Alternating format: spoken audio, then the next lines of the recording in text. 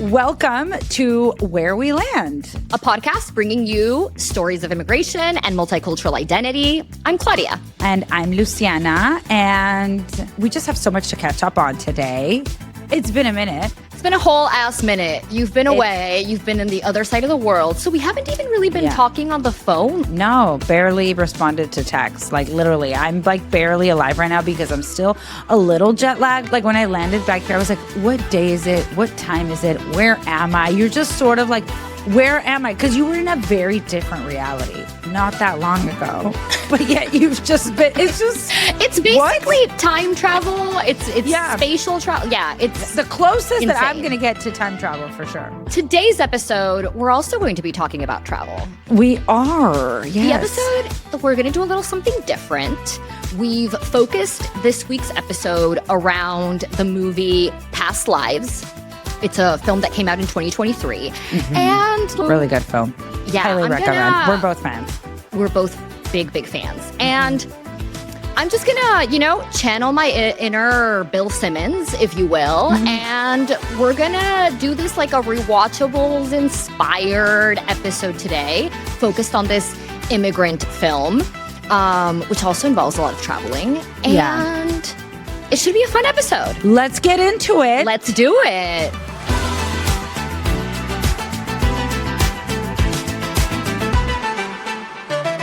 Before we start dissecting this movie, which I know you have thoughts, I have thoughts, I'm sure we, so much.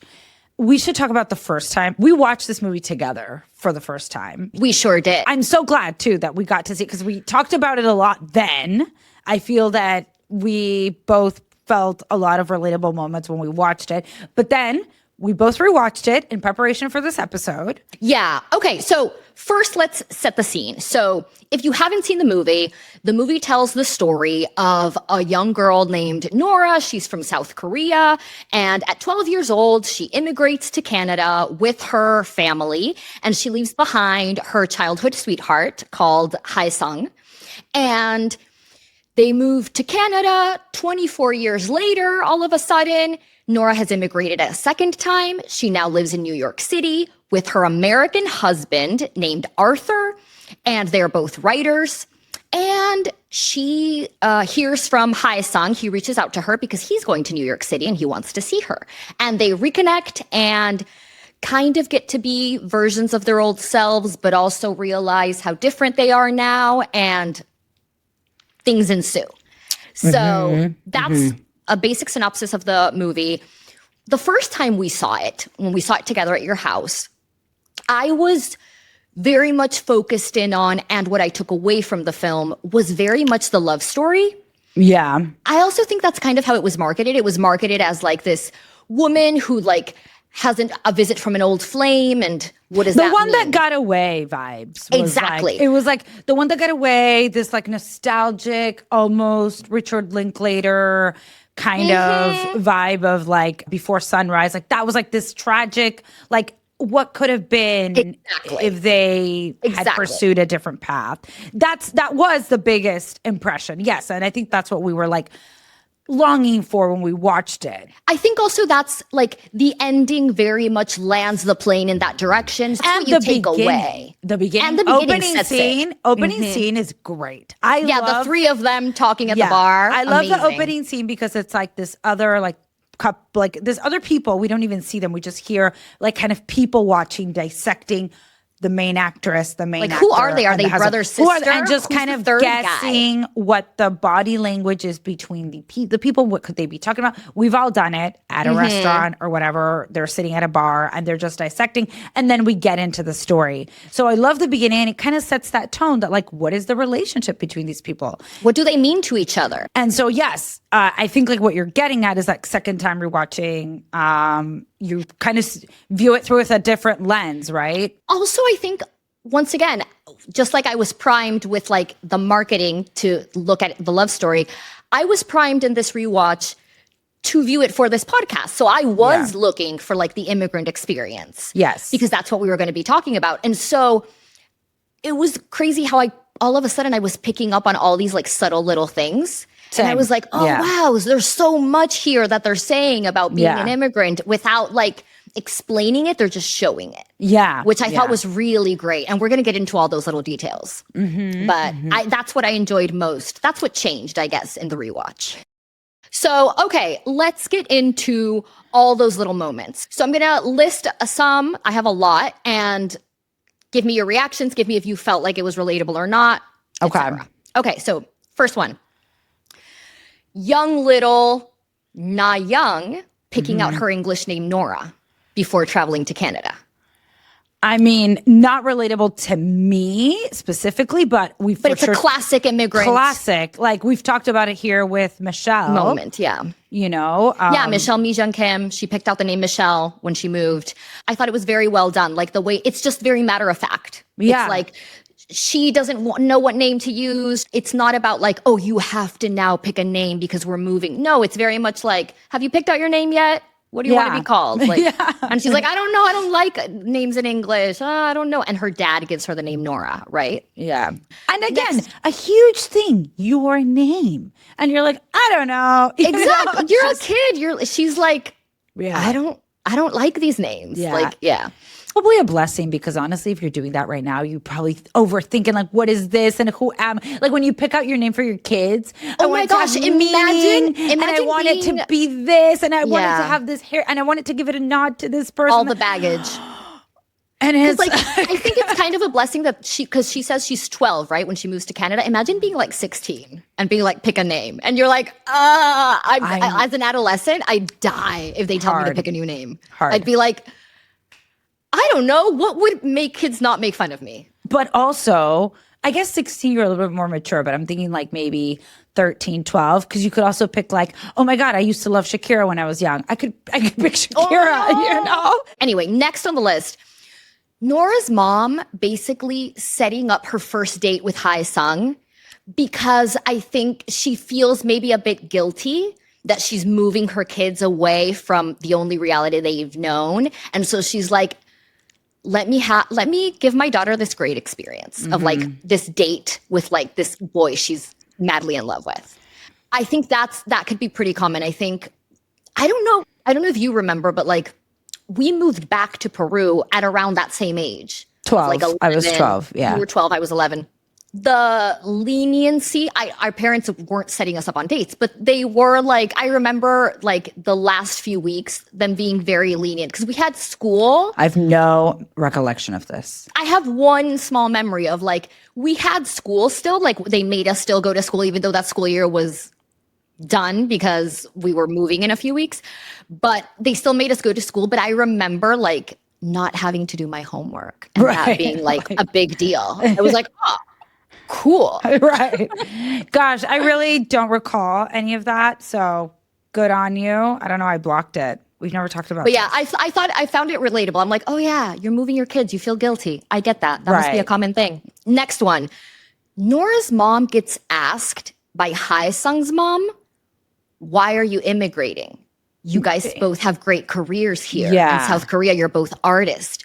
Why are you moving? Like that disbelief, that not understanding. And then Nora's mom knowing that her answer isn't like going to satisfy this person. So she just like vaguely says, oh, when you leave something behind, you also gain something. That's all she says. That's her only explanation. And I just felt that was very relatable of like other people asking because they don't really understand. Like, why would you go? Why are you going? Yeah. And that's a question that all immigrants have to navigate with their friends, with their loved ones of like, why are you going? Like, I remember one of our sisters, she immigrated to Europe for work for a period of time. And I remember our grandfather asking her like, why are you going to Europe? Right. Why? Right. Yeah. Why do you want to go? Your life here is so great. Why are you and your husband picking up and going somewhere where you don't know anyone? Yeah. And it's like, it's not the same. Like you don't just immigrate because you need to get out of the country, right? Like when we immigrated the first time, it was because it was quite unsafe. So our parents made that decision. It was a need, right? Survival, like safety. But then you choose to because you want to explore a city or a country or you want, and it's harder for other people to understand. Yeah. Yes. Yeah. Very, very relatable. Very relatable. I found that moment very, very relatable. Next, when Nora explains to her classmates why she's leaving and says, because Koreans don't win Nobel Prizes for literature. And I just thought that was so good because one, it tells us everything you need to know about this girl, Nora. Yeah. And also like you're totally spitting out whatever you heard from your father. Exactly. And that's the part that I found so relatable because I was like, oh, they're giving us this with a quick little line, they're giving us this insight into a certain type of immigrant, which is the immigrant that pursues academic excellence. That clearly part of the reason why their parents have decided to move is to give their daughters this access to what they consider like great higher education. Yeah. They clearly want their daughters to pursue academia in some way that's clearly important to them. And that's in the mix of why they're moving. Yes. And that is a very just, like just tried and true immigrant story. I found that very relatable. Then when Nora basically doesn't say goodbye to Hae-sung, her childhood sweetheart. Yeah, I do. Because she doesn't know how. I think that part actually, so I didn't make a list, but so I told you the part that struck me was like when they're in the Customs and Border Patrol, because I was like, oh, that's like every kid, right, doesn't know what's going on, that their life is changing before their eyes. That not saying goodbye, it reminds me of, of a friend that you and I had who left without saying goodbye from our hometown and like before she was about to immigrate. And I think, remember she like left us letters, and I thought that was I found it very sweet. But also I felt kind of sad that we didn't get that, but I understood it, Yeah, I actually feel different about that. I felt that like getting the letter to me was like, I felt like I did get a goodbye. No, for sure. But it's like, you would have wanted to give them a hug or wish them well. Like, it's just so like, we didn't even have an address. It was before social media to like send a response. Like to just, And yes, that part I think it's so hard to say goodbye. And especially a goodbye that feels when you're, like them from Korea to the US, to Canada, feels like you're feels like forever. Going really far. Like I may really never see you. You might as well be dead. Especially you might as well have died. In that time before social media, before travel was so like just accessible as it is today. It just really felt like, well, I may never see you again, Now the game has changed. Next, I have, Nora being on the phone with her mom. And I paused it to see how many minutes because they show the iPhone. And it said 57 minutes they had been talking. And I was like, this is it. This is the immigrant experience to a T. They're just hanging out, not doing anything. They're not talking with purpose. They're just keeping each other company while she's on her computer, like on Facebook. Like you're not having an active conversation. It's not. It's just like you almost like in the way that you would listen to a podcast, hopefully this podcast, while you're doing something else, that is kind of the conversation. Right. On that note, because it's technology, super relatable when she reconnects and we see the sequence of them talking like for months, right? So over, I guess it's Skype at that time. I can't even remember. Right. Her and Hae-sung. Yeah. When they're like in college, I think. When they're in college, they reconnect because of this Facebook find, and they're both single, but they're both like doing college and doing life and trying to get, figure themselves out. And so they're reconnecting and they just have all these connectivity issues. Like, hello, so many dropped calls, and like you're fighting a crucial 12-hour time difference. That is very, very relatable. It's just standard for the call to drop and for you to just speak to an empty void and then just wait till the call reconnects or you get a call back. You will spend so much time speaking to nobody. And that is just part. And it's like that now, but it was way worse. Yeah, it was way worse before. It's just you and your laptop, man, staring at the laptop, waiting for like this little green thing to pop back up. Now we have phones, right? And we can do this on the go. But back then they were like looking at their computers, just like waiting for it to reconnect. So yeah, I felt the frustration and also like been there, done that. Yeah.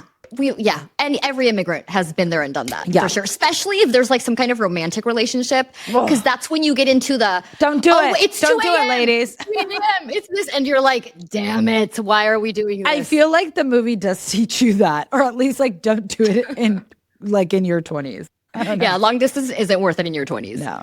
Then I have, oh my gosh, piggybacking on what you mentioned about their immigration experience when they first arrived to Canada. There's also one that's really good that I felt very realistic when Nora and her husband, Arthur, come back into the US after visiting her parents in Canada. And I felt like that interaction with the Border Patrol guy was so real. He was like, what was the reason for your travel? Where are you coming? What is the relationship between you? Just like, I'm like, this is a real dude. Yeah. This guy, he works at the TSA, or not TSA. He works at Border Control. Yes, he does. Then I have Arthur and Nora getting married sooner than they would have wanted to because she needed her green card. I was like, story of all time, a story for the ages, you know? Yeah. You can see the love story. I mean, I don't want to give anything. We're giving so much away. I was like, spoilers. This is full of spoilers. Yeah, full of spoilers. Spoiler alert. We're going to talk about the end. Like, yeah. That you can see, like, that they fall in love when they meet at this retreat. You can see. Like, you know, it's not the be all and end all, like, love story. Like, you're not swept away in their love story ever. It's a very realistic love story of like, they met, they have a ton of things in common. They like the same thing. They do the same job. Same age. Exactly. They're different. They're in the same point in their life. It makes sense on paper, but there's just nothing that gets you excited about them as a couple. No, but you do see the love. You do see that they love each other, and you see the love grow. Like, and you can see how that all makes sense, except that you know that she's not going to be on a Zoom call. It's not Zoom, on a Skype call connecting to speak with him like she was in the past. And also, no self-respecting 30-year-old is going to be on a Skype call at 2 a.m. trying to connect with some dude. Right. That's also the thing. That's it's something like you do in your 20s. 20s, which we just said you shouldn't do in your 20s, but but you do just it in your don't do 20s. whatever. But yeah, like if you're going to do it, I guess do it in your 20s. So the next one I have is when Nora says to her husband, Arthur, after seeing Hae Sung in New York for the first time, she says, I feel so not Korean when I'm with him, but also in some way more Korean. We've talked about that a lot for sure. Like when we go to Peru or when we're like with a Peruvian friend, I would say some familiarity is important, not just that they're Peruvian, but like someone from our past and they still live in Peru. It can make you feel like, oh my God, I'm very, Americanized because they're so Peruvian right now. They're so in it. Highlights your differences. Yeah. And they know all of the culture. They just like are in it and you're just not as in it anymore. But at the same time, you are related to them more so than anyone else in your, like any new friendship that you have in the US because there's just this bond that exists. Yeah, that automatic connection of like, you're from Peru. Oh my God, I feel so close to you. And then we start talking and I'm like, oh my God, I'm not as Peruvian as you. Next one I have is Arthur, Nora's husband, says to Nora, you never sleep talk in English, only in Korean. You dream in a language I can't understand. It's like there's this whole place inside of you where I can't go. Which is true. Yeah, it's true. And this one killed me because I don't know if you remember, but there's the episode where we interview Alex Klotz, where we have this discussion at the end where I basically say that throughout my 20s, this was my biggest fear. That my partner was like never going to get to fully know me unless he spoke both English and Spanish fluently. Because there will always be this piece of me he won't know.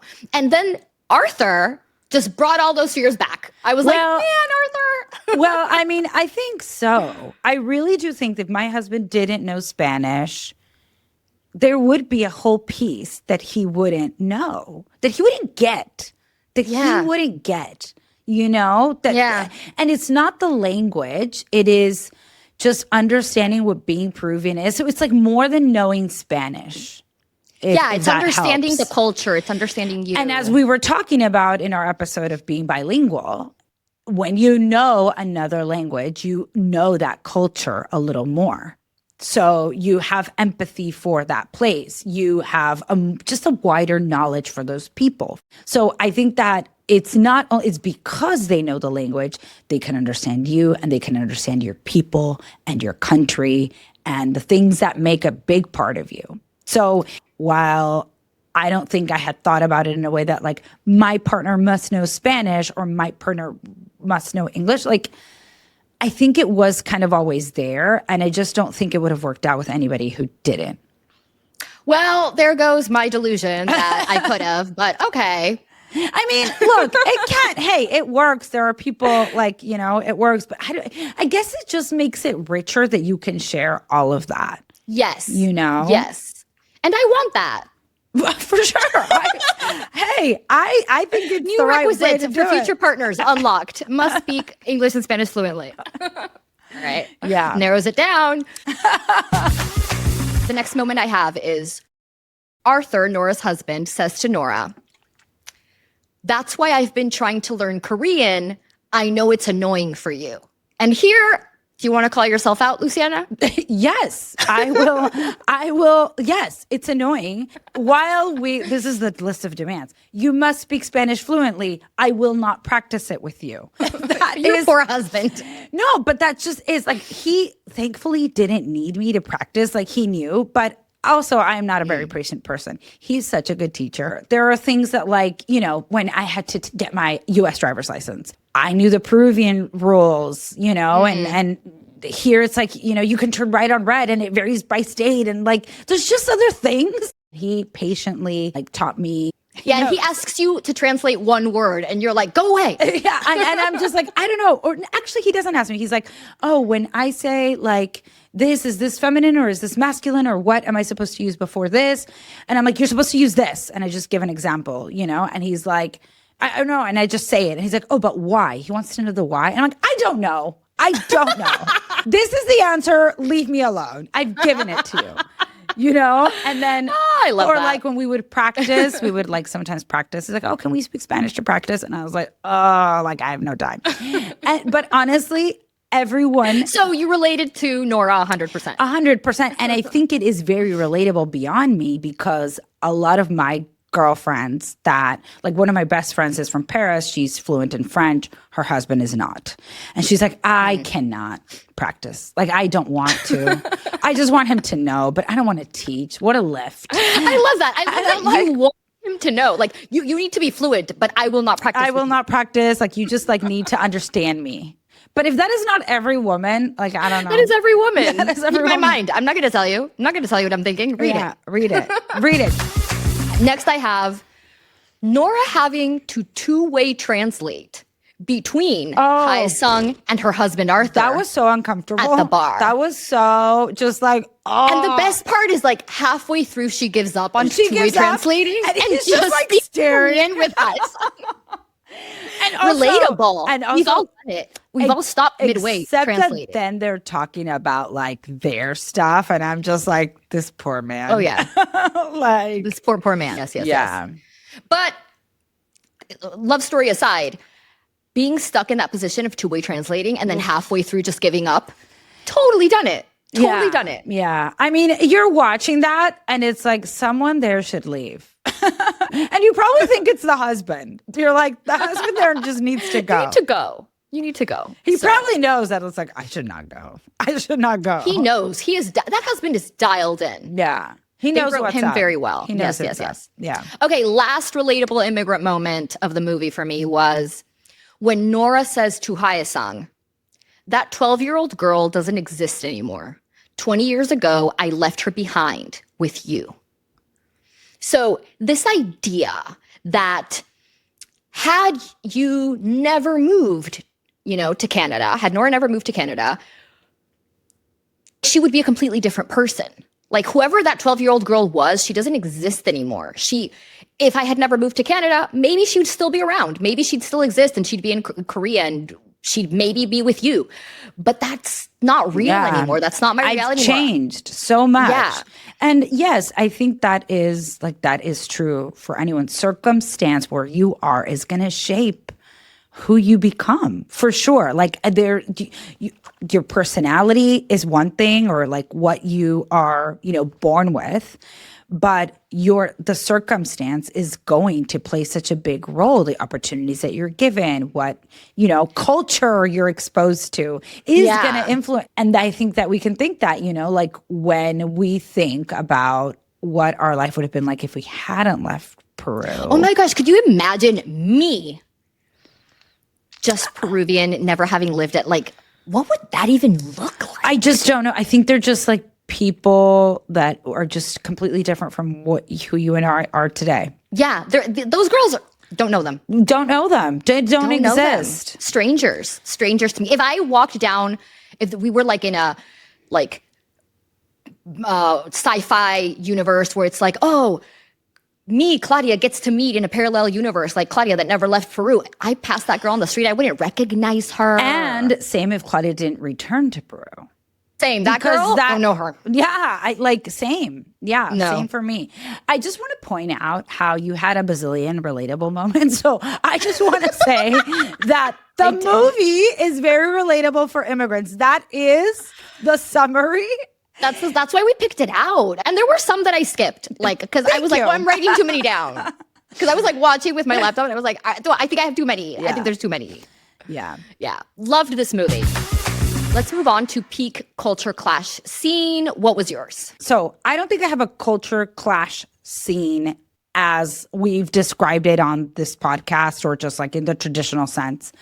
But I did like the stark comparisons between their young lives, like as they're showing her young life during the movie, like when she's in school and they're getting older.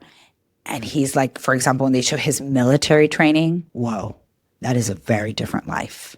Like, that is just they're just living very different lives. Of course, they're going to be very different people. It's almost like, how are we surprised that they don't mesh later? Exactly. In life, when they showed us their trajectory. It's just like, oof, and also, this isn't a culture clash, but it is like a unifying, I think, moment when how just like I feel, young people are kind of the same everywhere, like very universal, very universal. When he goes out with his friends drinking, they go drinking a bunch of times. Yeah. One time is because a guy one of his friends is having lady troubles. Then when she calls off the Zooms, the Skype calls, she's like, let's not speak anymore. He's like, I'm just going to go get wasted with my dudes. And I'm just like, if that is not the most universal how to get over someone thing. 100%. It's just 100%. Oh, so this is what we all do when we're heartbroken. Everybody goes and just drinks a ton to forget, to deal through heartbreak. That's the universal thing. Yeah, and to end up crying with your friends, sure. Mm-hmm. Yeah. Yeah, relatable. My peak culture clash moment was when Nora sees Hae Sung for the first time in New York. Yeah. And the reason I picked that for a culture clash is because I think that's the moment in the film where Nora experiences culture shock.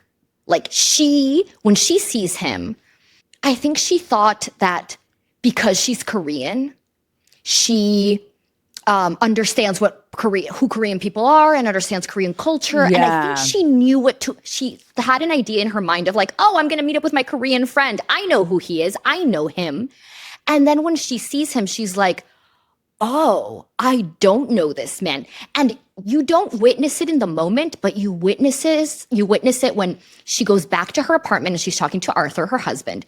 And she says, he's so Korean. Right. And he has all these really Korean ways of thinking, and he's masculine in this very Korean way. And she says the word Korean like 20 times a minute. Right. And I think the reason she says it so much is because she's shocked by how Korean her Korean friend is. Yeah. So I think that was a culture shock moment for her. And I was like, oh, that's so interesting. I like that. Like almost like you were going to be like Korean like me. Like exactly. Yeah. And I think she thought the differences were going to be surface level. Mm-hmm. But no, she understood just how profoundly different they actually are. Yeah. So that was really cool. That was a cool culture clash moment.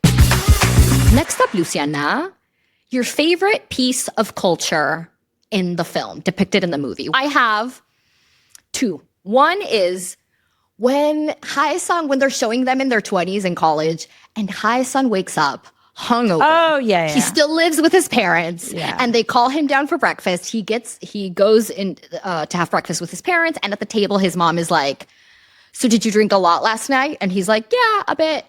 And it's just casual, matter-of-fact conversation. Yeah. And the reason it's my favorite moment of culture is because it's so much like our Peruvian household. Like our 20s, going to Trujillo to visit our parents at their house was just like, we're waking up and it's 4 hungover daughters, mom, dad, grandpa. And they're like, "So who came home latest?" Yeah. Girls out dancing? What But happened? is that a thing here too? I guess like no, because you don't live at home as much. So maybe it's not. Yeah. Maybe It's usually maybe off in some college places. partying in some other state or something, or some other city. Yeah. I guess that's why it feels more authentic to us. Yeah. Yeah. But I guess like we weren't living at home, and it was when we would go back home. So I'm just but that idea of like, I'm out partying and my parents know it, and we wake up in the morning and there's that honesty of conversation. It's just matter of fact. It's not like a prying parent. No, it's like, here, I'll make you something so you feel better. Exactly. Here, drink this for your hangover. And our dad would ask us like, our dad would even be like, "Did you kiss any boys?" Right. He liked making fun of us. Or like my that, mom would be like, "Did you dance though? Did you dance with anyone? Did you dance with anyone? Who did you dance with?" My mom was always all about who did you dance with. Did you dance with? Like, Mom, it's not that people come in like, "May I have this dance anymore?" So I liked that. And then my other favorite piece of culture, you mentioned it, which is the bar in South Korea where he hangs out with his friends. That looks like a fun night out. I mean, but like again, your the local most bar. universal moment ever. So love that everybody shares that. You know? Yeah, but I want to go to a place like that and drink their little shots. Yeah, the little shots. Although, to be honest, I would probably be dead. Like, they drink a lot. I was like, that is a lot. Like, I would be dead. Like any good 20-something-year-old, they were drinking with a purpose. They wanted to get blackout drunk. Yes. You know? Yeah. So those shots are very effective. Okay, and lastly, what is your best typical immigrant story character in the movie? I think the mom, the mom is just like very matter of fact, and it's just like, this is what we're doing. Just like no emotion. We're just doing. Like, that is a character that like you have seen in real life. So many of our guests that we've spoken with on TV shows, on movies, on podcast, on everything, she is just like very matter of fact, practical, does it. But she also is very close to her daughter, and shows warmness, but just like very like, I am doing this for a reason, and it is a good reason. And I'm going to get it done. And I need to give no explanations, and we just move on and carry on, And that is like, just, I think that matriarch is so present in immigrant stories. Yeah, very true. I really liked the mom too. I really liked her. Mine, I don't think you're going to like mine. Mine is the white American husband. Why am I not going to like it? Because you're not a fan of the relationship. But So the reason I picked him as such a great character in an immigrant story is because I think, he's first out of to all, lunch. I love the choice. No, for the exact opposite reason, actually. Okay. The reason, so first of all, I love that they made him white. Because if they would have made him American but a different ethnicity, I think the fact that they made him white contrasts him with Hae-sung that much more, right, to start off. So I like that choice. And then the reason I like him so much in this immigrant story is because this husband could have been so easily a character that's out to lunch. A character that just like doesn't get it because he's not Korean and he doesn't understand what's going on, and but the husband knows. Yeah. He knows what's going on. He knows why Hae-sung is there. He knows before she does. Yeah. He tells her, he's here to see you. Yeah. He's not on vacation. He's here to see you. The husband gets it. The husband understands. He doesn't understand Korean, but he understands exactly what's going on. And I like that. I like that they didn't make him dumb. They made him intelligent, and they made him emotionally intelligent in the sense that, like, knowing everything that's going on, he gives her the space to be like, I know you need to do this. I know there's questions in your heart and you need to go and figure this out. And I'm strong enough to let you do that. And then when she comes back at the very end crying, he's like, I get it. You said goodbye. You said goodbye to that part of yourself. You said goodbye to that guy. But our marriage is still intact and it's solid and I'm here for you. Yeah. And I'm glad you finally put that to rest because you needed to put that to rest. I think it's hard for me to believe that is real. It just seems kind of like an unrealistic character that you usually see in an immigration story. This guy.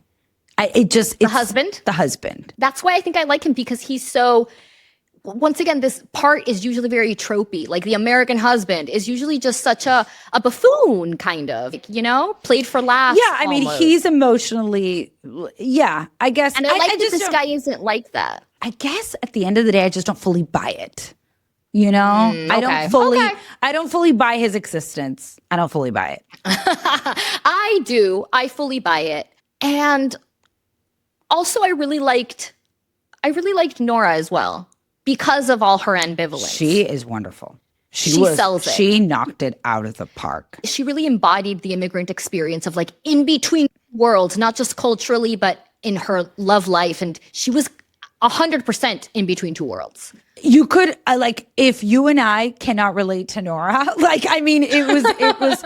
it's just like she is so, she is so Korean. She presents so Korean, but also so American. I just feel that if we would have Nora, the character, on the show, we would ask her, so where do you land on 90%, 20%, on your, identity, what you're feeling. I feel like it would be a whole conversation because I bet she's battling that. It would be a whole conversation. Yeah. Well, actually, I'd like to add, once again, in defense of the husband, I would like to add that this story was written and directed by Celine Song, Korean-Canadian playwright who wrote this about her own life.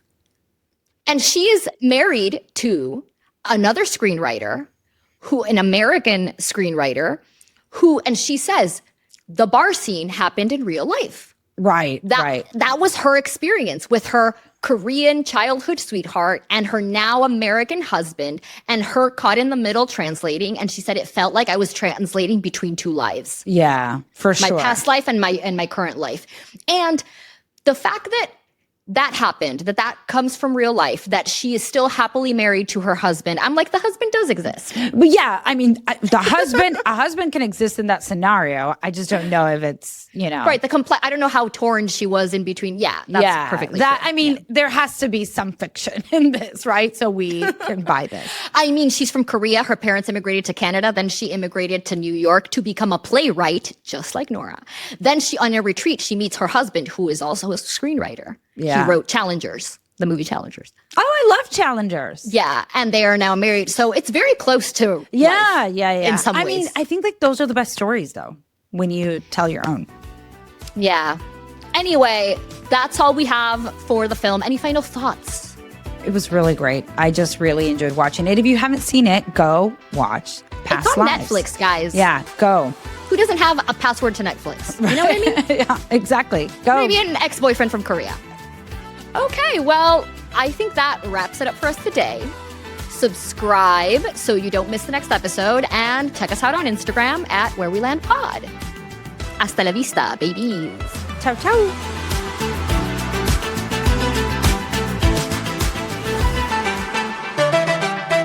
At Where We Land, we know that some immigrant experiences are harder than others, especially for those in the margins of our current legal system.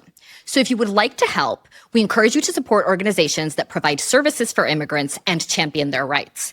You can find a list of organizations in the show notes.